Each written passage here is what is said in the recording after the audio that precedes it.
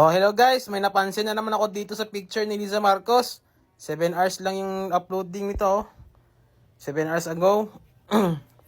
So, dito, kung napapansin nyo, ang liit ni Liza Marcos dito sa picture. So, napaisip ako baka edited. Parang edited naman talaga, di ba? Kung papansinin nyo. Kasi, kung papansinin nyo din, may mga upuan yung mga kasamahan nila. Di ba meron? Same sila ng itsura ng upuan.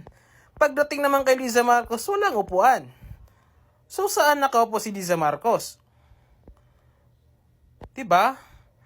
Isa pa, lahat sila may mga baso. Di ba may mga baso sila? Pagdating kay Liza Marcos, walang baso, wala ding plato. Tsaka yung nilalagay sa ilalim ng plato, yung tawag doon, yung parang anyang tawag dyan sa ilalim ng plato, wala din siyang ganyan. Diba? At isa pa, parang napapambahay si Liza Marcos. At isa pa dito, blurry yung kanyang pictures. Blurred siya dito, oh. Pagdating naman dito, hindi siya blurred.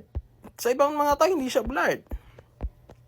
Siguro, iba yung camera nito nung lang nakafocus sa kanya. Pero mukhang edited talaga yung pictures eh. Kung papansinin nyo, yung shadow niya, ang layo naman sa kamay niya, di ba? Nasa itaas yung shadow. Di ba? Yung kamay niya nasa ibaba, yung shadow nasa itaas. Pero yung lighting, yun yung lighting, papunta doon pababa. So dapat yung shadows wala dyan. Dapat nandito sa ibaba. Nako, pakiayos ang pagka-edit po. Thank you.